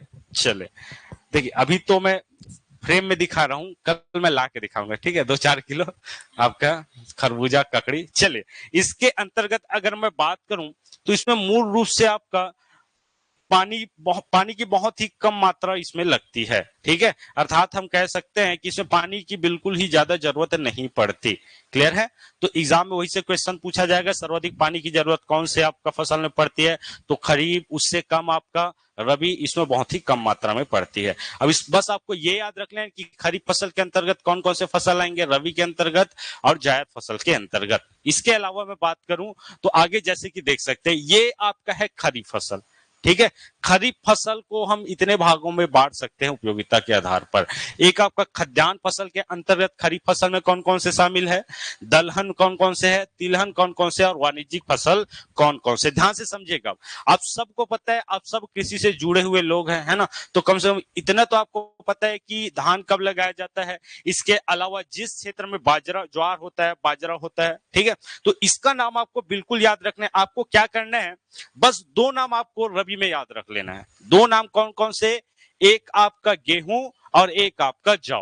बाकी जितने भी रहेंगे वो किसके अंतर्गत आ जाएगा, खरीफ फसल के, खाद्यान्न फसल के अंतर्गत। क्लियर है यहां तक। तो इसमें आपका धान देखने को मिलेगा, ठीक है, धान देखने को मिलेगा, ज्वार देखने को मिलेगा, बाजरा, कोदो, कुटकी, मक्का, रागी, ठीक है। जैसे कि कोदो, कुटकी, रागी, ये सब मोटे अनाज के अंतर्गत आते हैं। और मोटा अनाज मैंने बताया था छत्तीसगढ़ के उत्तर और दक्षिणी क्षेत्र में देखने को मिलेगा, जहां मूल रूप से पहाड़ियों का विस्तार होगा। क्लियर है यहां तक। जबकि आपका खरीफ फसल के अंतर्गत अगर दलहन फसल की हम बात करें, है ना, दलहन अर्थात दाल से संबंधित, तो उसके बाद जैसे ही आपका मान लो धान आपका खेतों में लगाया गया है, धान को जैसे ही काटे, थोड़ा बहुत उसमें पानी बचा रहता है ना, उसमें आपका आपका किसको किसको आपका, तो एक आपको याद रखना उड़द, ठीक है, मूंग, और एक आपका अरहर, ठीक है। अरहर धान के बोने के थोड़ा सा 2 महीने बाद जब वर्षा अच्छी होती है तब अरहर को क्या किया जाता है, मेड़ों में लगाया जाता है। मेड़ मतलब समझते हो ना, हाँ वही, ठीक है। चलिए, तो ये हो जाएगा। अगला देखिए तिलहन फसल। तिलहन फसल के अंतर्गत सोयाबीन, तिल, मूंगफली, राम तिल, ये आपका किसके अंतर्गत आएगा? तो ये आपका खरीफ फसल के अंतर्गत आएगा। हमें ये लगता है कि सोयाबीन हमारे तरफ नहीं होता है ना, तो उसको कब लिया जाता है क्या, थोड़ा सा हमें भी पता नहीं रहता इसके बारे में, है ना। लेकिन आपको ये चीज याद रख लेना है, तिलहन फसल में सोयाबीन, तिल, मूंगफली और कौन सा आपका राम तिल। जैसे कि सोयाबीन की मैं बात करूं तो सोयाबीन सर्वाधिक हमें देखने को मिलता है कौन से जिले में? राजनांदगांव जिले में, ठीक है। कौन सा जिला आपका? राजनांदगांव। कोई हो क्या राजनांदगांव से? नहीं हो, चलिए ओके। इसके अलावा आपका वाणिज्यिक फसल, कौन सा फसल आपका? वाणिज्यिक फसल, जिसे आपका व्यापारिक फसल भी कहा जाता है, जिसमें देखिए क्वेश्चन यही से पूछा जाएगा ना कि वाणिज्यिक फसल या फिर जायद फसल के अंतर्गत कौन कौन सी फसलें शामिल है। तो वाणिज्यिक फसल ऐसे फसल है जो, अगर बात किया जाए तो जो लोग हैं वो केवल पैसे कमाने के लिए इसको क्या करते हैं, इस फसल को लेते हैं। कहने का तात्पर्य यह है, इन फसलों को वो अपने पास नहीं रखते। अब ये कपास उगा लिए, कपास अपना तो कोई काम का नहीं है, तो डायरेक्ट कहाँ ले जाएगा? मंडी में ले जाएगा। लेकिन अगर मान लो हम सोयाबीन क्या करते हैं, बोते हैं, तो इसको तो हम यूज कर सकते हैं ना, तिल को भी यूज कर सकते हैं, धान, मूंग, उड़द सबको यूज करते हैं 1 साल तक। लेकिन आपका कपास, जूट, गन्ना घर में थोड़ी रखे रहोगे इसको, है ना। तो ये ऐसे फसल है जिसको अगर कहा जाए तो वाणिज्यिक अर्थात व्यापार की दृष्टि से इसको बोया जाता है, जहां से अच्छा मुनाफा हो सके। क्लियर है? ये हो गया आपका वाणिज्यिक फसल, कपास, जूट, गन्ना। जबकि जायद फसल में आपका क्या क्या आएगा? खरबूजा, ककड़ी, ये सब चीज आएगा, ठीक है। ये आपका खरीफ फसल, ये आपका रबी फसल। जैसे कि मैं बात करूं, अब देख सकते हैं यहां से वाणिज्यिक फसल। वाणिज्यिक फसलें वे फसलें होती है जिन्हें किसान मुख्य रूप से बाजार में बेचने के लिए उगाते हैं, ना कि व्यक्तिगत उपभोग के लिए। आप कर ही नहीं सकते। कपास का क्या करोगे, है ना, जहां फैक्ट्री वही ले जाके दोगे। गन्ना का क्या करोगे? फैक्ट्री में ही ले जाके दोगे। तो अपने पास उसको नहीं रख सकते, 2-4 रख सकते हो खाने के लिए, वो अलग बात है, गन्ने को, है ना। तो इसके अंतर्गत जैसे कि आप देख सकते हैं, ये हो गया गन्ना, ये हो गया क्या आपका? कपास, ठीक है। ये हो जाएगा आपका कपास। तो कपास, गन्ना और एक क्या बताया था, जूट बताया था ना, ये तीनों आएगा आपका वाणिज्यिक फसल के अंतर्गत। चलिए नेक्स्ट देख लेते हैं। 543 हो क्या? उसके बाद ये हो गया आपका रबी फसल, ठीक है। रबी फसल के अंतर्गत आपको देखने को मिलेगा गेहूं, जौ। अब सबको तो पता चल गया ना कि रबी फसल क्या है, तो शीत ऋतु के बाद, गर्मी से पहले, ये हो गया रबी फसल। अब इस समय बोया जाता है जी क्या? गेहूं। आप अपना दिमाग लगा सकते हो, है ना। देखिए जैसे ही धान की कटाई हुई कुछ दिनों बाद आपका कौन सा फसल लिया जाएगा? आपका गेहूं का फसल। इसके अलावा कुछ इलाकों में आपका जौ की फसल लिया जाएगा। आपका दलहन के अंतर्गत जैसे ही हम धान काटे, आपका मटर खेतों में बो दिया जाएगा। जहां आपका गेहूं नहीं बोएंगे वहां क्या बोएंगे उन लोग? तो मटर। फिर आपका उसके बाद जस्ट चना लगता है। उसके बाद आपका तिवड़ा, लाखड़ी। क्लियर है ना? याद आ रही है कुछ कुछ? चलिए ओके। तिलहन फसल के, अरे यार उल्टा हो गया, तिलहन फसल में दूसरा हो गया, तरबूज, खरबूजा, ककड़ी, ये सब नहीं आएगा ना, इसको काट। हाँ, अच्छा इसका उसका चला गया क्या? अच्छा ठीक, सॉरी। चलिए तभी मैं बोल रहा था गलती कैसे। चलिए इसमें लिख देते हम लोग तिलहन। और ये हो गया कौन सा आपका? जायद, ठीक है, जायद। अच्छा किया सर बता दिया, वरना बहुत बड़ी गलती हो जा रही थी, है ना। चले देखिए जायद फसल के अंतर्गत जैसे बताया था, तरबूज, खरबूजा, ककड़ी, ये सब रबी फसल के अंतर्गत आएगा। इसके बाद अगर देखा जाए तो तिलहन, सरसों, अलसी, सूरजमुखी, ये भी आपका कब बोया जाएगा? तो आपका रबी फसल के अंतर्गत ही इसको लिया जाएगा। क्लियर है? अब यहाँ ज्यादा दिमाग लगाने की बिल्कुल जरूरत नहीं, आप सबको पता है कि धान के बाद लगता है आपका गेहूं, धान के बाद आपका तिलहन फसल के अंतर्गत सरसों, अरसी, सूरजमुखी। क्लियर है? जबकि आपका जायद फसल उसी समय बोया जाता है, तरबूज, खरबूज और आपका ककड़ी। क्लियर है यहाँ तक? चले नेक्स्ट अब क्या बच गया उसको देख लेते हैं। चले ये भी इंपॉर्टेंट है, ये है आपका जीआई टैग, है ना। क्या आपका? GI tag. जीआई टैग आपको याद रख लेना है कौन कौन से प्रमुख छत्तीसगढ़ के जीआई टैग है, जिसे एग्जाम में कई बार पूछा गया है, तो इन चीजों का नाम आपको याद रख लेना। लगातार 2 एग्जामों में पूछा गया था। ठीक है, चलिए इसमें सबसे पहले आपको याद रख लेना है बस्तर का ढोकरा। ठीक है, बस्तर ढोकरा, ये जो आप देख रहे हैं ये है आपका बस्तर ढोकरा। दूसरा आपका बस्तर ढोकरा लोगो। ठीक है, बस्तर ढोकरा लोगो, ये आपको याद रखना, ये आपका शिल्प उत्पाद के अंतर्गत आएंगे, शिल्प उत्पाद। ठीक है, शिल्प उत्पाद के अंतर्गत पहला आपका बस्तर ढोकरा, दूसरा आपका बस्तर ढोकरा लोगो, तीसरा आपका बस्तर वुडन क्राफ्ट। ठीक है, अर्थात लकड़ी से बनाया गया आपका कलाकारी, ये आपका बस्तर वुडन क्राफ्ट, और एक आएगा आपका लौह से बनाया गया, तो इसको बोला जाएगा आपका बस्तर आयरन क्राफ्ट। ठीक है, तो एक आपका वुडन, एक आपका आयरन क्राफ्ट, एक आपका बस्तर ढोकरा, और एक आपका बस्तर ढोकरा लोगो। इसके अलावा एक आपको याद रख लेना है चापा सिल्क साड़ी और कपड़े, ये सब जीआई टैग है प्रमुख कहाँ के आपका छत्तीसगढ़ में। ठीक है, और टोटल अभी बात किया जाए तो टोटल 7 चीजों को आपका जीआई टैग दिया गया है। इसमें से एक आपका जीरा फूल कई बार पूछा गया है, जिसको आपका जीआई टैग मिला था 2019 में, और नगरी दूबराज आपको याद रख लेना है 2021 में। क्लियर है, इसको बिल्कुल एक बार देख के जाना है ना। ठीक है, कौन कौन सा, तो आपको याद रख लेना फसल के अंतर्गत जीरा फूल है ना, जीरा फूल जो कि मूल रूप से देखने को मिलता है कहाँ आपका, तो सरगुजा डिवीजन में, अंबिकापुर वाले क्षेत्र में, और नगरी दुबराज आपको देखने को मिलेगा धमतरी वाले क्षेत्र में। ठीक है, सिहावा नगरी सुने हो ना, हाँ बस, तो जीरा फूल और आपका नगरी दुबराज 2019-2021, तो टोटल छत्तीसगढ़ में भी वर्तमान में देखा जाए तो 7 प्रमुख चीजों को आपका जीआई टैग से नवाजा गया है। ठीक है, क्यों नवाजा जाता है या फिर क्यों दिया जाता है, तो क्योंकि ये विलुप्ति के कगार में, इसको आगे बढ़ाने के लिए है ना, प्रोत्साहन देने के लिए इसको जीआई टैग में शामिल किया गया, या फिर दर्शाया जाता है कि ये चीजें छत्तीसगढ़ की क्या है आपका प्रमुख चीजों में से एक है। क्लियर है, तो ये आपका 7 आपका जीआई टैग। इसके अलावा अगर फसल पूछ दिया जाए, ठीक है, फसल कौन सा फसल कहाँ कहाँ प्रमुख रूप से होता है, ठीक है, तो इसको अगर हम बात करें तो सबसे पहले एक बार सुन लो, जैसे कि बात किया जाए राजनांदगांव है ना, तो राजनांदगांव में आपको देखने को मिलेगा सोयाबीन। कौन सा आपका, सोयाबीन। उसके बाद आपका चना। ठीक है, उसके बाद आपका चना। राजनांदगांव में आपको क्या करना है, केवल सोचना है। क्या करना है, सोचना है। क्या करना है, सोचना है। तो सो से सोयाबीन, चा से चना। ठीक है, 2 कहां हो गया आपका, राजनांदगांव में। इसके अलावा मैं बात करूं तो आप लोग के हिसाब से बताओ कि कौन कौन सी फसलें कहां का प्रमुख रूप से होती है। मूंगफली की बात किया जाए तो है का, हाँ बात सर, बोलो ना, बोल के चुप हो जाते हो। वाह, अपना जिला है तो महासमुंद में होगा, है, बताइए। जसपुर, मूंगफली कहाँ आपका, जसपुर। ठीक, एक बार सुनते रहे ना बस, है ना, मान लो पूछ दिया गया तब। ठीक है, जसपुर में आपका मूंगफली। ठीक है, उसके बाद आपका बात किया जाए कोंडागांव की, तो कोंडागांव में आपको देखने को मिलेगा क्या, एक आपका रागी, ठीक है, एक आपका कुल्थी, और आपका कौन सा, मक्का।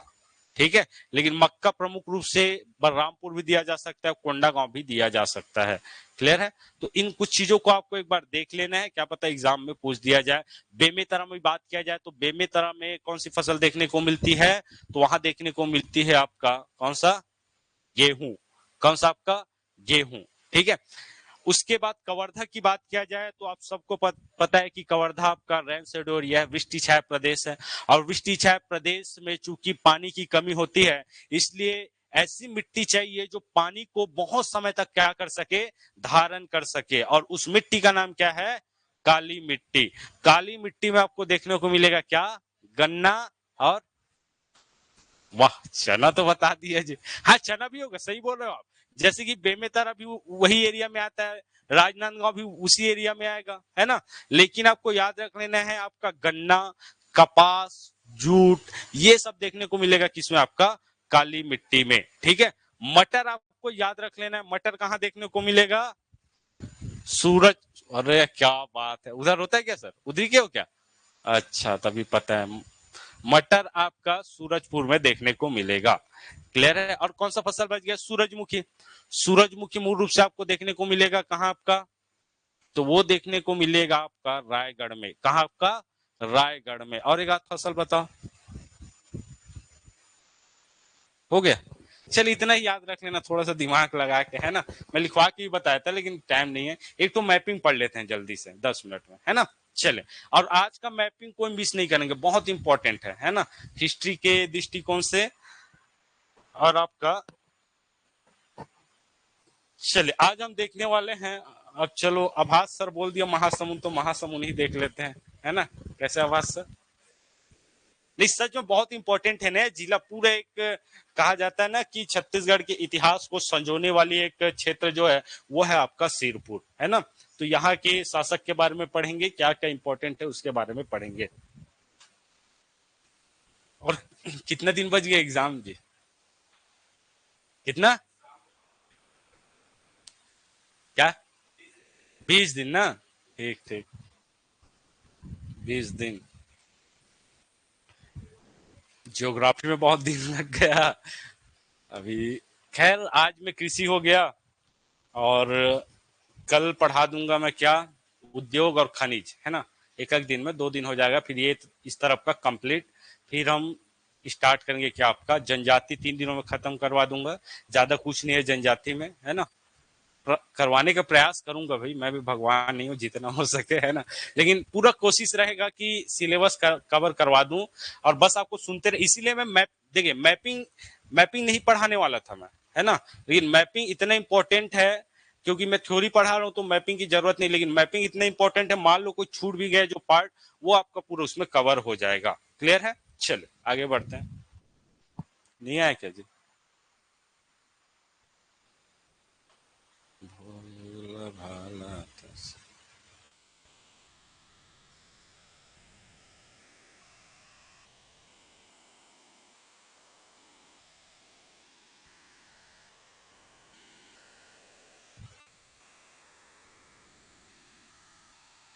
चले, आज हम आप सबको ले चलते हैं आपका कौन सा डिवीजन, आपका रायपुर डिवीजन, है ना।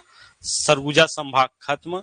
अब आपको केवल क्या करना है, जितने भी, मैं एक सरगुजा संभाग का, सॉरी माफ कीजिएगा, बस्तर संभाग का मैप लेना है, और उसमें पूरे जितना भी नेशनल हाईवे पढ़े, है ना, जितने भी पर्यटन, ऐसे ही याद होगा, पर्यटन स्थल पढ़े, जितने भी आपका नेशनल पार्क पढ़े, वाइल्ड लाइफ सेंचुरी पढ़े, एक ही मैप में क्या कर देना, सबको डाल देना, प्लॉट कर देना। ठीक है, ऐसा नहीं करोगे तो 4 दिन बाद पूरा मैपिंग साफ, है ना। चलिए आज आप सबको ले चलते हैं आपका कौन सा जिला, तो जिला आपका महासमुंद। ठीक है, महासमुंद की मैं बात करूं तो महासमुंद एक ऐसा जिला है जो छत्तीसगढ़ के इतिहास को संजो कर रखती है। कैसे संजो कर रखती है, तो महासमुंद में एक जगह है आपका सिरपुर, जहां आपका महानदी के तट पर स्थित है। कौन सा? आपका सिरपुर, जहां में एक राजवंश का वर्णन मिलता है, जो इतिहास की दृष्टि से बहुत ही महत्वपूर्ण हो जाता है। तो इसको हम थोड़ा सा देखेंगे, चर्चा करेंगे। सबसे पहले बात किया जाए इतिहास की, तो जो आपका महासमुंद है वो आपको याद रख लेना, कौन सी डिवीजन के अंतर्गत आता है, आपका रायपुर। और रायपुर संभाग सबको बनाने आ जाता है ना? एक बार पूरा बहुत अच्छे से बताया था जी सबको, नहीं बताया था? बना लोगे ना? और पूरा मैप बना लोगे, सब आ जाता है ना सब? बस वही तो सुनना चाहता। देखिए यहां मैं बात करूं तो आपका महासमुंद में एक जगह है, जगह का नाम है आपका सिरपुर। ठीक है, कौन सा? आपका सिरपुर, ये आपको याद रख लेना है। ठीक है, देखिए इसमें अगर बात किया जाए तो सिरपुर में राजवंशों का शासन था। उस राजवंश का नाम क्या था जी? आपका सिरपुर का पांडु वंश या सोमवंश। सिरपुर का पांडु या फिर सोमवंश। और एक और राजवंश था आपका, जिसे बोला जाता था आपका सरबपुरी राजवंश। सरबपुरी राजवंश। ठीक है, 2 राजवंश हमें यहाँ देखने को मिलेंगे, एक आपका सरबपुरी राजवंश, एक आपका सिरपुर का पांडु वंश या फिर सोमवंश। क्लियर है यहाँ से? देखिए सिरपुर का प्राचीन नाम बहुत सारे देखने को मिलते हैं। इसे पहले कहा जाता था आपका श्रीपुर। ठीक है, क्या कहा जाता था? आपका श्रीपुर कहा जाता था। इसके अलावा इसे कहा जाता था चित्रांगदपुर। क्या कहा जाता था? आपका चित्रांगदपुर। यहाँ एक राजकुमारी थी, ठीक है, नाम थी रानी चित्रांगदा, जो कि अर्जुन की क्या थी? आपका पत्नी थी, है ना। और उसका पुत्र था, नाम था जी आपका भब्रुवाहन। क्या नाम था आपका? भब्रुवाहन। भब्रुवाहन, बाद में राज किया भब्रुवाहन ने, कहा आपका चित्रांगदपुर वाले क्षेत्र में। क्लियर है? तो यहां हमें वर्णन देखने को मिलता है आपका सिरपुर के पांडुवंश या फिर सोमवंश का, और एक आपका सर्वपुरी वंश का। जबकि मैं बात करूं सर्वपुरी जो वंश है उसके भी बहुत सारे शासक देखने को मिलते हैं, लेकिन आपको सिरपुर का पांडुवंश अभी सबसे पहले देखना है। तो सिरपुर के पांडुवंश का एक महान प्रतापी शासक था जिनका नाम था जी आपका महाशिवगुप्त बालार्जुन। ठीक है, महाशिवगुप्त बालार्जुन। ठीक है, बालार्जुन, इतना आपको याद रख लेना, महाशिवगुप्त बालार्जुन। जो भी क्वेश्चन एग्जाम में पूछे जाते हैं अगर यहां से पूछा जाएगा तो इस शासक का नाम प्रमुख रूप से आएगा। चलिए एक एक करके हम देखते हैं आगे क्या है। तो उसके बाद हम देख लेते हैं गठन। गठन की मैं अगर बात करूं तो इसका जो यही देख लेते हैं, इसका जो गठन हुआ था कब हुआ था आपका 1998 में। ठीक है, मैं बनाकर नहीं बताऊंगा, टाइम हो जाएगा। 1998 में इसका क्या हुआ था, आपका गठन हुआ था। क्लियर है? शासक पूछा जाए महाशिवगुप्त बालार्जुन, वंश पूछा जाए सिरपुर का पांडुवंश या सोमवंश या फिर सर्वपुरी वंश। लेकिन महाशिवगुप्त बालार्जुन जो थे वो कौन से वंश से संबंधित थे, पांडुवंश या सोमवंश। अब देखते हैं, ये इस प्रकार मैप हमें देखने को मिलता है किसका, आपका तो आपका महासमुंद का। ठीक है, देखिए सबसे पहले यहां थोड़ा सा अगर समझे, इसको थोड़ा सा मिटा देता हूं मैं। देखिए NH30 की मैं बात करूं, है ना, थोड़ा सा ध्यान से समझिएगा। NH30 की मैं बात करूं तो जो NH30 है मूल रूप से आपका मध्य प्रदेश वाले क्षेत्र से आपका देखने को मिलेगा। कहां आएगी, कवर्धा। कवर्धा के बाद कहां चली जाएगी, बेमेतरा। क्लियर है? थोड़ा ध्यान देंगे, कवर्धा के बाद बेमेतरा, बेमेतरा से बलौदा बाजार। ठीक है, बलौदा बाजार से आपका रायपुर, रायपुर से आपका धमतरी, धमतरी से बालोद का कुछ हिस्सा कवर करते हुए कहां जाएगी, आपका कांकेर। कांकेर के बाद आपका कोंडागांव, इसके बाद आपका कहां, बस्तर, बस्तर के बाद आपका सुकमा। ये हो जाएगा कौन सा, नेशनल हाईवे NH30। इसके अलावा इस प्रकार एक नेशनल हाईवे देखने को मिलेगा बस्तर, दंतेवाड़ा, बीजापुर, NH63। क्लियर है? इधर दंतेवाड़ा से या कह सकते हैं गीदम से दंतेवाड़ा तक एक रोड 163A। कोंडागांव से नारायणपुर 130D, 130D कोंडागांव से नारायणपुर। बीजापुर से तेलंगाना तो कह सकते हैं 163A। ठीक है, इस सबको आप लोगों को समझना है। ठीक है, चले इसके बाद मैं बात करूं तो जैसे कि स्टेट हाईवे भी एक बार देख लेते हैं, 2 मिनट लगेगा। देखिए बालोद वाला क्षेत्र से स्टेट हाईवे ये कौन सा हो जाएगा, 05। क्लियर है यहां तक? चले नेक्स्ट मैं बात करूं तो NH53 थोड़ा सा देख लेते हैं। NH53 आप सबको याद रख लेना है कहां से आ रही है, तो NH, हाँ आपको देखने को मिलेगा राजनांदगांव। कहां से आपका, राजनांदगांव। राजनांदगांव के बाद आपका दुर्ग, दुर्ग के बाद आपका रायपुर, रायपुर से सीधा निकल जाएगी आपका महासमुंद ओडिशा। क्लियर है यहां तक? इस नेशनल हाईवे का नाम है नेशनल हाईवे 53, नेशनल हाईवे 53। अब यही इसका ब्रांच निकलेगा। ठीक है, ब्रांच कहने का तात्पर्य है उसी का हिस्सा रहेगा, उसी का शाखा रहेगा, है ना, उसका नाम परिवर्तित कर दिया जाएगा। लेकिन हमें पता कैसे चलेगा कि वो ब्रांच है, तो उसमें लास्ट में उसी का आपका डिजिट लगा रहेगा। ठीक है, देखिए एक नीचे की ओर जाएगा, जैसे कि मैं बात करूं इस ओर, ये हो जाएगा नेशनल हाईवे 353। कौन सा हो जाएगा आपका, नेशनल हाईवे 353। जबकि एक आपका सरायपाली से आपका सारंगगढ़ बिलाईगढ़ की ओर बढ़ेगी, उसका नाम है 153। कौन सा नेशनल हाईवे आपका, 153। यहां तक थोड़ा बहुत क्लियर हुआ? जब तक घर में जाके खुद प्लॉट नहीं करोगे तब तक वो चीजें समझ नहीं आएंगी। मेहनत तो करना पड़ेगा, सफल होना है तो, है ना, और वो भी थोड़ा थोड़ा मोड़ा नहीं, बहुत ज्यादा मेहनत करना पड़ेगा। और ये चीज जितनी जल्दी समझ आ जाए ना उतनी जल्दी ठीक है, कि जीवन में कुछ नहीं रखा है। वास्तविकता यही है कि जब तक जॉब न लग जाए तब तक कोई देखने पूछने वाला नहीं है। जितना जल्दी सच में समझ आ जाए ना, वही आपको बेड़ा पार लगा सकती है। ठीक है, तो ये चीज बहुत जल्दी समझ जाओ, छोड़ छाड़ के सब चीज मेहनत करो। पिछले 1 मंथ 2 मंथ, है ना, जितना भी हो सके अपना जी जान लगा दो जी। इसके बाद फिर भले ही चीज मजाक लगे या कुछ लगे, इसके बाद जब 2 माह बाद पेपर नहीं निकलेगा ना, दुनिया की नजरों में जाओगे तब पता चलेगा कि हाँ सर कम से कम उस टाइम सही बोले थे। ठीक है, उसके बाद तो दुनिया घूमो, सबके साथ बात करो, जहां जाना है वहां जाओ, है ना। लेकिन जो भी मेहनत करना है इन्हीं दो माह है आपके पास। इसके बाद याद रखना है, ऐसा अपॉर्चुनिटी आप लोग को नहीं मिलेगी, बार बार ये पद नहीं आएंगे। और मैं उस टाइम भी बोला था जब आप लोग का केस भी चल रहा था, है ना, पीएचडी डिग्री डिप्लोमा की पक्ष या रिजल्ट आपके पक्ष में आए चाहे मत आए, अपनी तैयारी मत रोको। इसके बाद 2 और एग्जाम है, अगर नहीं भी मिलता मौका तो भी 2 एग्जाम में 1 पोस्ट आपको चाहिए। अगर अच्छे से मेहनत करोगे तो बिल्कुल क्वालिफाई हो जाओगे। क्लियर है। बहुत लोग इसी चक्कर में आपका पूरा दिन गंवा दिए, है ना। तो वही चीज है कि मेहनत करोगे, बहुत अपने आप को यातना देनी पड़ती है उस चीजों के लिए, ठीक है। तब कहीं जाके यहाँ तक पहुंचोगे, और जो खुशी होगी ना माँ बाप के चेहरों में, वो और देखने को, समझ रहे हो ना। चलिए ठीक है, चलिए आगे बढ़ते हैं। यहाँ मैं बात करूं तो यहाँ कुछ नेशनल हाईवे हम देख सकते हैं। देखिए ये वाला जो नेशनल हाईवे हो जाएगा वो हो जाएगा आपका NH53, ठीक है। ये आपको देखने को मिलेगा NH53। इसका एक ब्रांच आपको इधर देखने को मिलेगा 353, जबकि एक ब्रांच आपका सारंगगढ़ बिलाईगढ़ की ओर बढ़ जाएगी, ठीक है। कौन कौन सा तो आपको याद रख लेना है, ये हो जाएगा 353, ये आपका 53, और ये आपका कौन सा 153। अब इसमें कौन कौन से तहसील है उसको थोड़ा सा देख लेते हैं, ठीक है। तो सबसे पहला जो तहसील देखने को मिलेगा कौन सा रहेगा भास्कर? महासमुंद, पक्का। महासमुंद ऊपर में एक नीचे में, थोड़ा सा ऊपर ले जाना था इसको। 1 मिनट, इसको थोड़ा सा ऐसे कर देते हैं, ये ठीक है। इसको ऐसे ऊपर ले जाते हैं। उसके बाद ये जो रोड कटेगा इसमें रहेगा नीचे आपका महासमुंद, ठीक है। चलिए थोड़ा सा एक एक करके देखते हैं कौन कौन सा प्रमुख तहसील है। तो देखिए पहला आ जाएगा आपका पिथौरा। कौन सा आपका? पिथौरा। दूसरा आ जाएगा कौन सा आपका? बसना, ठीक है, बसना। और एक आपका सरायपाली।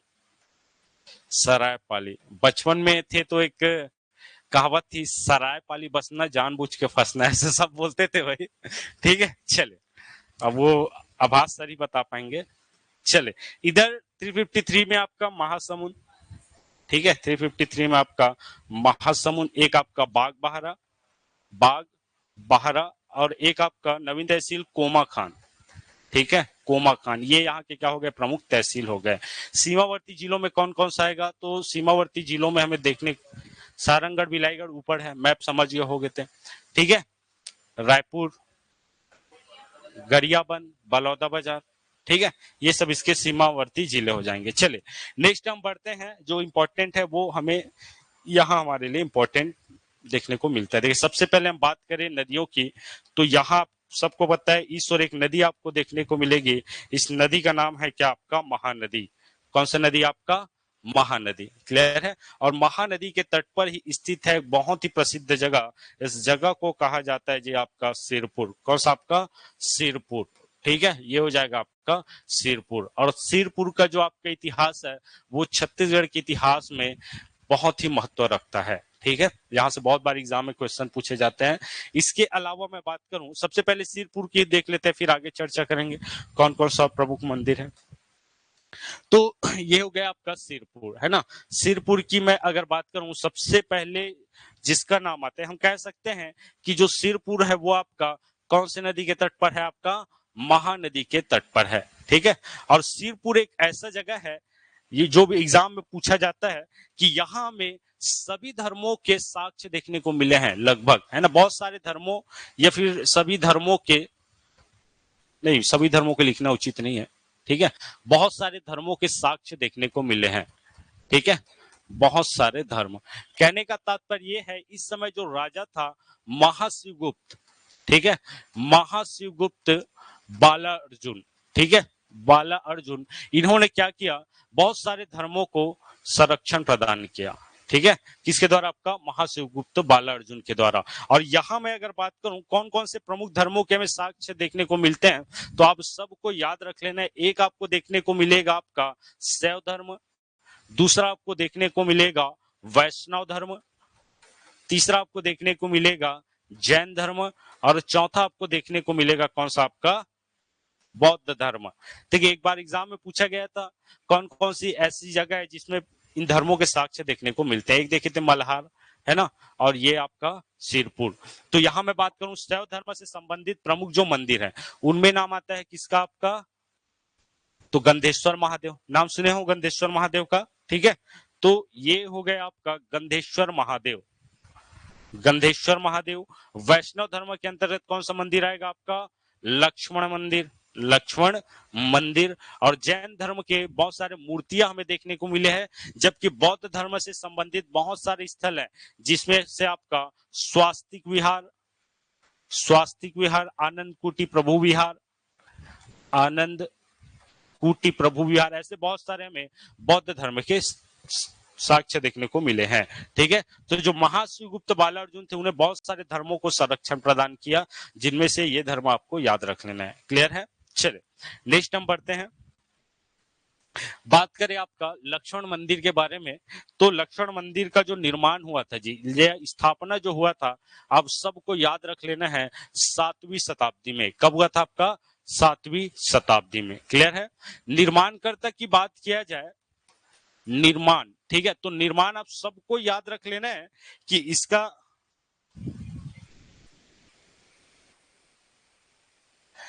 जो निर्माण कार्य के बारे में अगर देखा जाए तो सबसे पहले जो महाशिवगुप्त बाल अर्जुन थे उसके पिता का नाम था जी आपका हर्षगुप्त।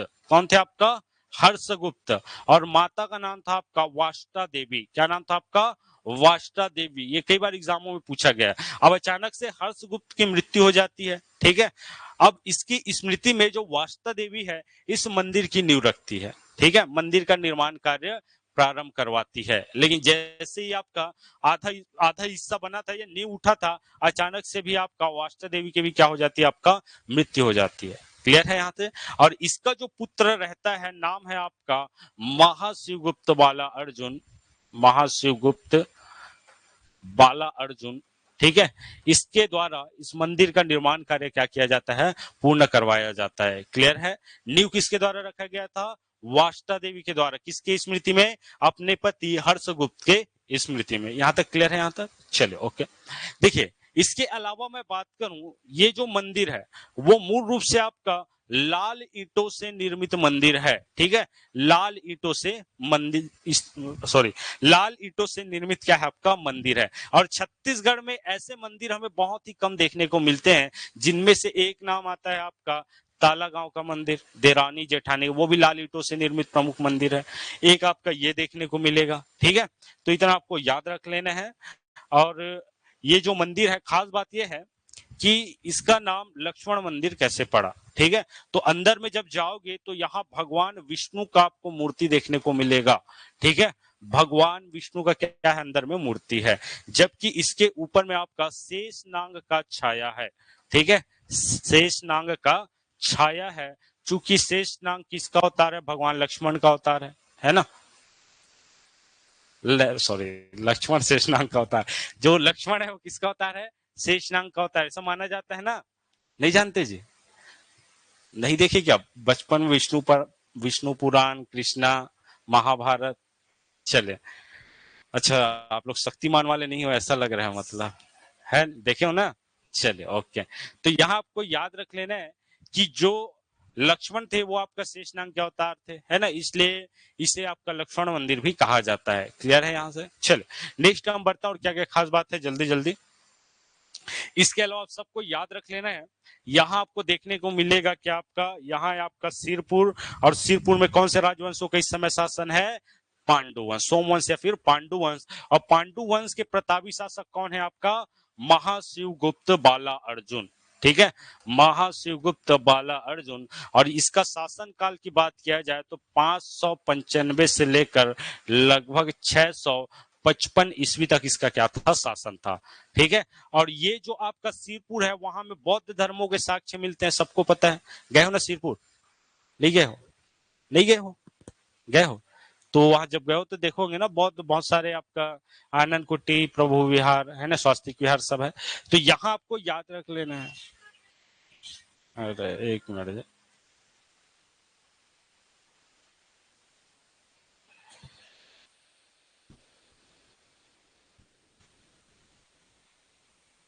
यहाँ आपको याद रख लेना है कि यहाँ एक आपका चीनी यात्री, ठीक है, चीनी, एक मिनट रुकना थोड़ा सा।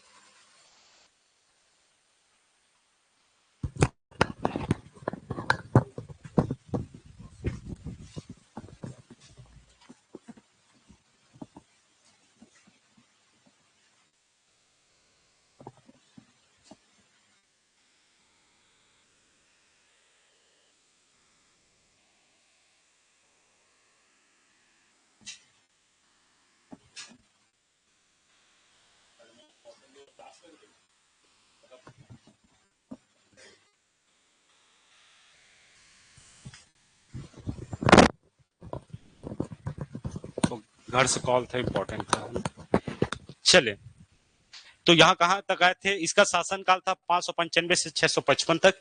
इसके अलावा मैं बात करूं तो एक यात्री, चीनी यात्री, आपको नाम याद रख लेना है, नाम था आपका वेन सॉन्ग। क्या नाम था आपका? वेन सॉन्ग, जिसको कहा जाता है आपका यात्रियों का राजकुमार, ठीक है। और इसको जैसे ही पता चला कि आपका भारत में बहुत सारी ऐसी जगह है जहाँ बौद्ध धर्म से संबंधित हमें साक्ष्य मिले हैं, तो भारत भ्रमण के लिए निकल गए, ठीक है। जिनमें से बात किया जाए तो सबसे पहले इधर आपको तक्षशिला देखने को मिलेगा, फिर यहां से इधर है तो इधर आपका नालंदा, ठीक है, नालंदा आपको बिहार में देखने को मिलेगा। और इसके बाद छत्तीसगढ़ वाले जो क्षेत्र था, जिनमें से एक था आपका मल्हार और एक था आपका सिरपुर, ठीक है, वहां भी बौद्ध धर्म के साक्ष्य मिले हैं। तो जो ह्वेनसांग है, उन्होंने 639 ईस्वी में 639 ईस्वी में कहाँ की यात्रा की? मल्हार और आपका सिरपुर की यात्रा इसके द्वारा किया गया। इस समय शासक था आपका महाशिवगुप्त बाला अर्जुन, ठीक है। और इन्होंने, ह्वेनसांग ने, देखिए ये थे आपका चीनी यात्री, कौन थे आपका?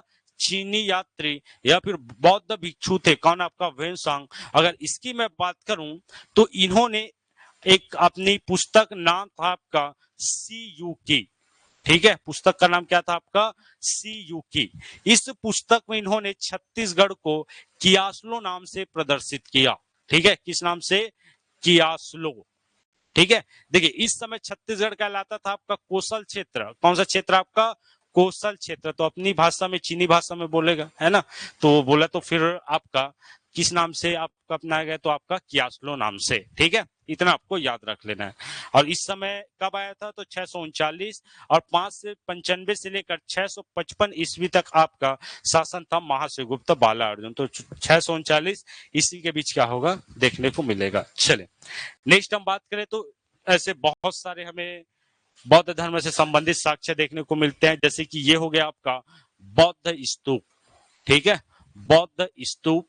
इसके अलावा मैं बात करूं, ये हो जाएगा आपका महाशिव तीवर देव विहार, ठीक है, या फिर कह सकते हैं तीवर देव विहार। और यही वो जगह है जहां आपको याद रख लेना है क्या? इसी में आपका, जैसे कि नीचे आप देखोगे इधर, ठीक है, तो ये जो छोटे छोटे मूर्तियां जो बनी है ना, ये आपका पंचतंत्र से आधारित है। पंचतंत्र की कहानियां सुने होंगे, देखे होंगे, चलाक लोमड़ी, ऐसा टाइप का, है ना। तो नीचे पूरा आपका पंचतंत्र की कहानियों को क्या किया गया है? उकेरा गया है। ये एग्जाम में पूछा गया था। इसके अलावा मैं बात करूं तो ये हो जाएगा आपका स्वास्तिक विहार, स्वास्तिक विहार। और ये हो जाएगा कौन सा? तो ये हो जाएगा आपका आनंद प्रभु कुटी विहार, आनंद प्रभु कुटी विहार। इतना आपको याद रख लेना है, ठीक है। नेक्स्ट नंबर है, इसके अलावा एक टीला आपको देखने को मिलेगा, ठीक है, टीला आपको देखने को मिलेगा। इसके अलावा ये हो गया आपका बालेश्वर महादेव का मंदिर, बालेश्वर महादेव का मंदिर। इसके अलावा ये हो जाएगा आपका गंधेश्वर महादेव का मंदिर। क्लियर है?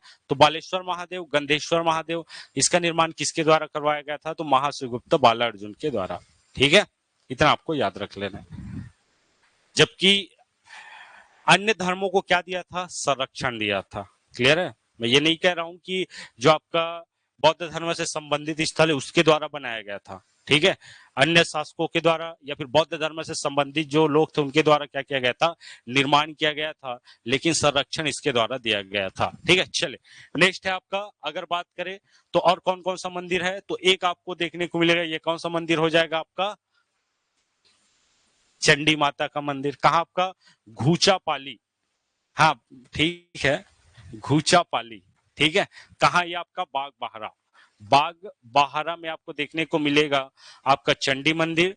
ये आपको खल्लारी में देखने को मिलेगा खल्लारी माता का मंदिर, खल्लारी माता का मंदिर, ठीक है। और खल्लारी में ही आपको देखने को मिलेगा आपका नारायण मंदिर। कौन सा मंदिर आपका? नारायण मंदिर। जबकि बात करूं तो खल्लारी का प्राचीन नाम था जी आपका खल्ल वाटिका। क्या नाम था आपका? खल्ल वाटिका। और यहाँ हमें लाक्षागृह के साक्ष्य मिलते हैं, ठीक है। लाक्षागृह क्या था? तो महाभारत जब देखे तो दो प्रमुख आपका, एक तरफ था आपका कौरव, दूसरे तरफ था पांडव, है ना। कौरवों ने क्या किया? पांडवों को मारने के लिए आपका एक लाक्षागृह का इस प्रकार भवन का निर्माण किया गया, जो किससे बना था? आपका लाख से बना था, ठीक है। लाख समझते हो ना? लाख को अब उसको कैसे समझाऊं, ठीक है। क्या चीज? ला, लाख लाशा बोलते हैं ना, वो वैसी लाख रहता है ना। तो लाख से आपको याद रख लेना है। ऐसी चलो नहीं याद रखो तो भी कोई दिक्कत नहीं। एक भवन का निर्माण किया गया जो लाख से बना था। बाद में जो आपका पांडव थे यहाँ से बच के निकल गए, तो इसके साक्ष्य हमें कहाँ देखने को मिलते हैं? आपका खल्ल वाटिका में देखने को मिलते हैं। अर्थात खल्ल वाटिका है वो महाभारत कालीन क्या है? आपका स्थल है, ठीक है। चले नेक्स्ट मैं बात करूं, अगला एक वाटरफॉल आपको देखने को मिलेगा। इस वाटरफॉल का नाम क्या रहेगा? कौन सा वाटरफॉल है? सिरपुर के पास जी। अब बहुत फेमस हुआ था ना। अरे ऑनलाइन वाले कमेंट करके बताओ तो जी जल्दी, कौन सा वाटरफॉल? मैं भूल जा रहा हूँ, जल्दी बता, आज दिमाग काम नहीं कर रहा। गए हो क्या? कोई तो बताओ जी। सिरपुर के 10-15 किलोमीटर के बगल आसपास है वो। हाँ हाँ चले, बहुत अच्छे, धसकुंड जी, है ना, धसकुंड, ठीक है। तो यहाँ वाटरफॉल देखने को मिलेगा आपका धसकुंड वाटरफॉल। कौन सा आपका? धसकुंड वाटरफॉल। जबकि यहाँ मलेवा डोंगर की पहाड़ी, कौन सी पहाड़ी? आपका मलेवा डोंगर की पहाड़ी से आपका सूखा नदी का उद्गम होगा। इस प्रकार हम बना देते हैं, ये हो जाएगा आपका सूखा नदी, इधर से महानदी में जाके मिल जाएगी। और सूखा नदी की सहायक नदी कौन सी हो जाएगी? आपका कोडार। कोडार में कौन सा परियोजना? कोडार परियोजना या फिर शहीद वीर नारायण सिंह परियोजना। इसके अलावा मैं बात करूं तो इधर आपका सोनबेरा का पठार, ठीक है। सोनबेरा की पहाड़ी से आपका कौन सी नदी? जोक नदी, ठीक है। तो ये आपका जोक नदी ये भी जाके मिल जाएगी किसमें? आपका महानदी में, ठीक है। जबकि यहां बात करूं तो यहां आपका धारी डोंगर की पहाड़ी, तीन आपको याद रख लेना है, धारी डोंगर, शिशुपाल, शिशुपाल और एक आपका रदन की पहाड़ी, ठीक है। जिसमें से आपका रदन की जो पहाड़ी है वहां से एक नदी का उद्गम होगा। इस नदी का नाम क्या है? आपका लात नदी। लात जो सूखा। जबकि मैं बात करूं तो ये जो धारी डोंगर की पहाड़ी है जिसकी हाइट है 899 मीटर, ये छत्तीसगढ़ के पूर्वी क्षेत्र की सबसे ऊंची चोटी है। कौन से? आपका तो धारी डोंगर। यहां तक क्लियर है। जबकि आपको शिशुपाल पर्वत में एक आपका वाटरफॉल दिखाई देगा जिसे बोला जाता है आपका घोड़ाधार वाटरफॉल, ठीक है। जैसे कि आप देख सकते हैं ये हो गया आपका घोड़ाधार वाटरफॉल। क्लियर है? चले तो इतना आपको याद रखना है। और कुछ बचा? नहीं बचा। हाँ अच्छा, खनिज बच गया क्या? यहाँ खनिज के रूप में देखने को मिलेगा आपका सोना, आयरन और एक कौन सा? आपका फ्लोराइड। सोना, आयरन, फ्लोराइड। सोना की बात करूं तो सोना हमें देखने को मिलेगा, कहा मिलेगा भास्कर? लिमऊगुड़ा, लिमऊगुड़ा, ठीक है। लिमऊगुड़ा में हमें देखने को मिलेगा क्या? आपका सोना, ठीक है। इसके अलावा मैं बात करूं तो ये हो जाएगा आपका फ्लोराइड। फ्लोराइड, फ्लोराइड देखने को कहां मिलेगा? तो आपको याद रख लेना है घाट कछार, घाट कछार और एक आपका कुकुरमुत्ता, ठीक है। कुकुरमुत्ता और घाट कछार में हमें देखने को मिलेगा आपका फ्लोराइड। जबकि लौह अयस्क देखने को मिलेगा आपका कहां? आपका तो सरगुन भाटा, सरगुन भाटा। इतना आपको याद रख लेना है ना, सरगुन भाटा में, ठीक है। क्लियर है यहां तक? चले, जबकि जनजाति कौन सा, तो यहाँ देखने को मिलेगा सौरा जनजाति। कौन सी जनजाति आपका, सौरा जनजाति। इतना आपको याद रख लेना। और क्या क्या बच गया, थोड़ा सा पीछे कुछ छूट जाएगा।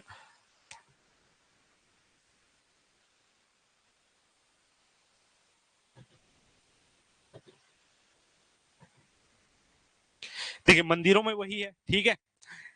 ये वाला जो मंदिर हो जाएगा खल्लारी माता का मंदिर, नारायण पाल का मंदिर, सॉरी नारायण मंदिर, और एक कौन सा देखे थे आपका, हाँ गुच्चा चंडी माता का मंदिर।